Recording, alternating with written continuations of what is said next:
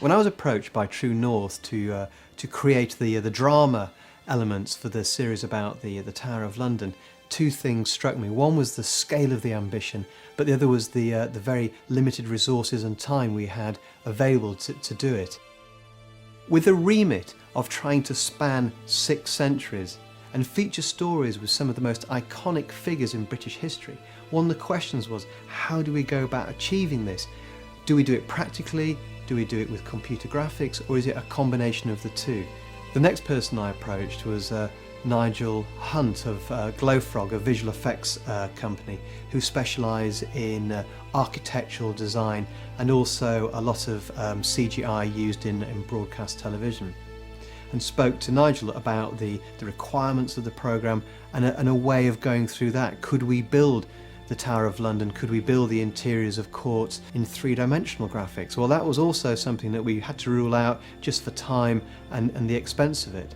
But by combining the conversations I had, it became apparent that by building some practical elements and also creating the background plates for the CGI elements by using photographs and assets that Glowfrog had, we could combine the two techniques to create the Tower of London and the various interiors, how it changed over the years from the medieval time to the 20th century.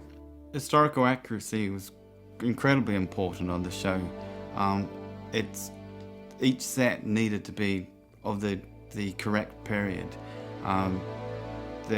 We needed to fact check everything that we put into the show, and I think that there are some great shots that say the Duke of Monmouth, that you can actually see the storyboard helped inform the green screen shoot. The final shot is incredibly similar to the beginning. I think one of the biggest challenges we had with this programme was actually the number of shots we had to do in the time we had, twinned with all of the costume changes with all the actors, the green screen elements, moving the lights and the setups. So in all, it was sort of an encompassing of everything, made it challenging. But with the team we had, everyone worked incredibly well and pulled together. We devised a way of thinking, right, well, if we have a certain practical element, we can then use the CGI to extend that. We can create the court of Mary Tudor or the torture chamber for Guy Fawkes, as well as the exterior elements, because Anne Boleyn was executed in the courtyard of the Tower of London. We worked out a way of combining the two to create the drama elements of the Tower of London series. We had to get through sometimes 2 sequences a day, each sequence made up of maybe 10 shots. So to make our time effective, we brought a storyboard artist in who just gave us rough ideas of the framing, the angle, what proposed backgrounds we would want for the graphics team. But also that worked hand in hand with the costumes and props people, because they then had an idea of what we were going on to next, what actors we had to get ready and what props. So it was a way of really kind of streamlining the process and giving us a timeline that would essentially be our shooting order that just kept everyone, on hand. We kept going over to the boards with the director, with the graphics people, going, okay, what's next? This is what we need to set up, this is what we've got to move on. And it was like a visual aid, and everyone knew what was happening next, and it sort of became our backbone really to our whole shoot. So the next thing we had to locate was where we were going to film this. We had to have a studio that were happy to film green screen as well as practical elements, and we decided upon Camberwell Studio. Although not the biggest green screen studio I've ever filmed in, they were fantastically helpful in trying to help us achieve the ambition of the series. And when you look at the shots that we created, I think it's very difficult to picture together the fact that they were shot on such a very, very small stage.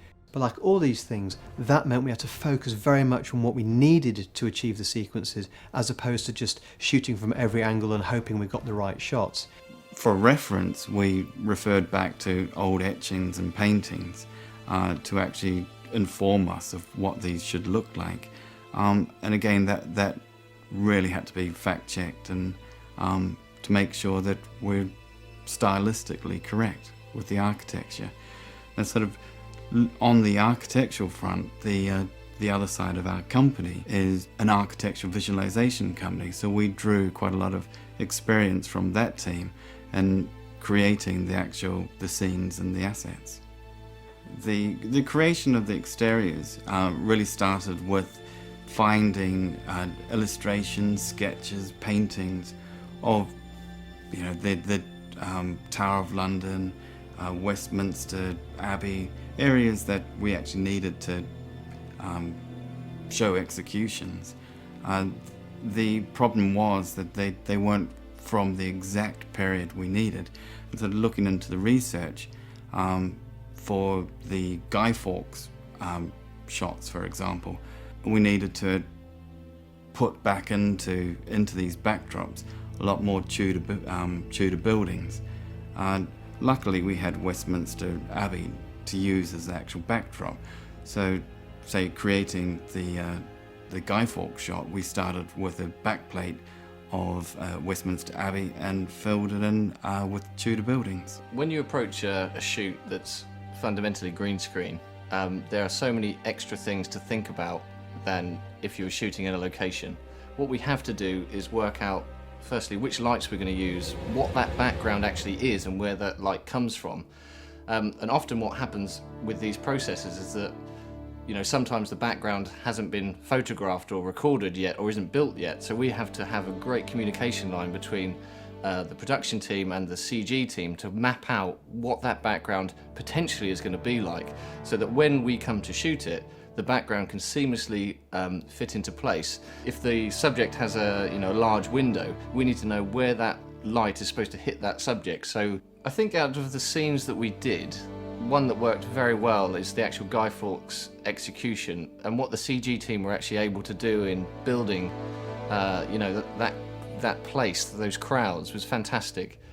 Essentially we shot a 12 by 12 wooden stage, but the graphics team were able to then extend that, put crowds in, and really bring the place to life. And I think again that's the beauty of green screen, that you can sort of think out of the box, and your ideas really, or your place is essentially only as big as your imagination. One of the shots the guys did where they had a little boat moving in the distance.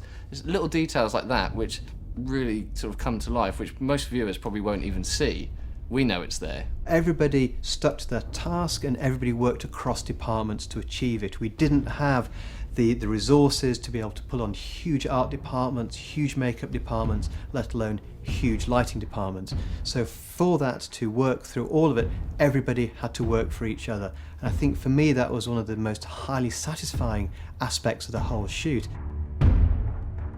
And that allowed us to create over 230 drama shots of extraordinarily high quality in just 9 days. And I think from a directing point of view, you have to sort of break away from certain work practices. We all had to work in a very fluid manner. If certain things weren't going to work that instance, we had to work out what would work in that instance and create a bit more time to set up the more complicated sequences. I opted to use the red camera, which is actually it shoots in a much higher resolution than the program was to be delivered in, and there are several reasons for that. One of the main ones is it gives you, if your final picture is that size, and you shoot your picture that size, it gives you a scope to be able to move that frame around within the scene, therefore helping the green screen team or the CG team, if they needed to move something, they could. They had that kind of scope to reframe the shot slightly. There's also a bonus in the actual key. The actual information within the camera gives the green screen guys the opportunity to pull a better key, so essentially pick that green out and replace it with whatever they wanted. So what we were trying to do is give the guys in post, who essentially had the hardest task, as many options as possible to replace things, move things, adjust things. It also hand in hand goes with the red is a very filmic camera, so it's a cinema feature film camera, and this comes back to what we were trying to achieve. We wanted it to look cinematic, so we went for that option, and I think actually it worked incredibly well.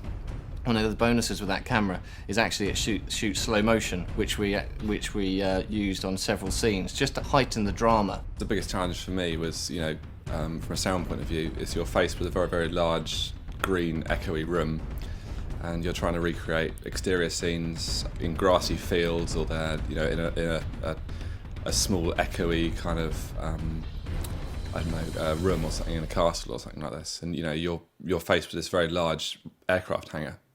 I had to record a lot of effects, a lot of crowd noise, things like this. Lots of individual elements, kind of similar to special effects with the visuals, and then these were layered up in post-production just to create the big sort of vast crowd noise. I also was hiding a lot of radio mics and things like this just to give a much drier, closer sound. To give post-production more elements to work with. We're talking about some of the stories where we're talking about teenage girls walking up to their own death, their certain death, and their method to death was particularly savage. They lay their head on a thick wooden block and they wait for the sword or the axe to come chopping down, cleaving their head from their body. Just think about that for a second. But I think what's also extraordinary is that the way they went to their death with such huge dignity and bravery. Anne Boleyn, Lady Jane, to name but two, made incredibly beautiful speeches before their death. Just think about, they know they're going to die, they know they're going to get their head chopped off, and yet they have the poise and the genuine sort of sensitivity of the situation not to go to a coward's death. And I think that's when a lot of people's attitude towards them changed in that moment. They were perceived as traitors. But because they went to their deaths bravely, the crowd looked at them in a very, very different way. What we tried to do with many of the shots, if not nearly all of the shots, is actually give them real parts of the actual set. So we used the green screen to extend the set to make, you know, to make it feel more real, because I think that's a fundamental thing with anything green screen. If you have an actor standing on a space and you put an amazing background in, but it needs to feel like that actor is in that space. So it needs to be more than just a lovely background and a fantastic actor. They need to be there. So we would give them chairs, floors, even tapestries. And then the combination of those practical elements with the CG elements actually helps basically sell it. So it's the combination of all of those things. Not only does it help the actor perform, but it actually makes the audience believe it's real. But the actors that we worked with were incredibly professional, took on board what was trying to be achieved in each day, not only worked in this sort of virtual space, sometimes helped by real-world props, but not always, not only working in that, but also giving fantastically emotional performances, which again is very difficult to do in a green space. For an actress such as playing the role of Anne Boleyn, going to your death is a hugely emotional experience. But doing it in a green space is sort of at odds with what you're trying to do as an actor, which is sort of trying to dig into that emotional, that emotional space that they're often trying to do. If you had the walls of the tower around you, it's probably quite easy to imagine what it might have been like for Anne Boleyn. But to look around you and just see green is very difficult. Yet despite the difficulty of that working environment, time after time, the actors brought off what can only be described as, I think, stunning performances, really sort of encapsulating the drama and the emotion of these very sort of poignant moments in British history. Good Christian people, I am come hither to die. For according to the law, and by the law, I am judged to die. And I think from a directing point of view, it speaks highly of the people you've brought in to create those things, and also from the art department and the makeup department and the wardrobe department, people who are creating their own costumes that would have been in place on a feature film to create prosthetic effects in minutes that look so gory that sometimes we had to drop them because people couldn't believe that it was just a bit of plastic. It was just so real and so gory. And I think having the chance to bring all those people together in an environment where you can create fantastic stories and tell them beautifully, not just visually but also from a sort of a narrative point of view, then as a director you really can't ask for much more than that. I think what was really important for us on this show is to see the collaboration of all the members on the shoot, pulling together and producing great results. The kind of crossing of departments, you know, that I am the sound recordist, but I was also, you know, involved in props and helping with costumes or whatever, you know, or even being in the film as an extra or something like this, you know. I think it was brilliant. I mean, you know, it was just a very, very fun shoot. It was really refreshing to work with a small team, but yet a very effective team, where we had our sound guy was also helping me build sets, and the props guys were helping us move cameras. It's such a refreshing way of working because it breaks down all those barriers of really job roles which you get in very strict, very high pressure commercials. But what that allowed us to do is be much more effective, and the small team with the storyboards and the great communication, you know, it just meant that we could tackle more setups, more shots, and deliver, you know, a better end product. And you know, I'd love in commercials for it to work like that. It never will, but in this, because we were kind of masters of our own destiny, we were able to, you know, do it the way we wanted and the most effective way. And it was really, just the whole process really was really great fun to work on, and you know, hopefully we get to do it again soon.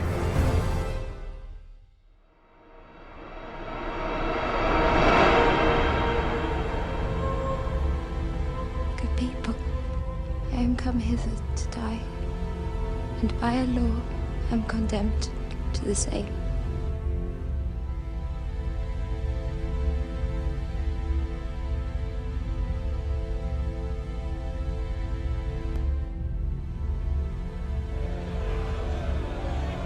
My rose without a thorn. Indeed, I say we're coming from the south. So we could have men to meet us with us. Have you slept with the Queen? No, sir.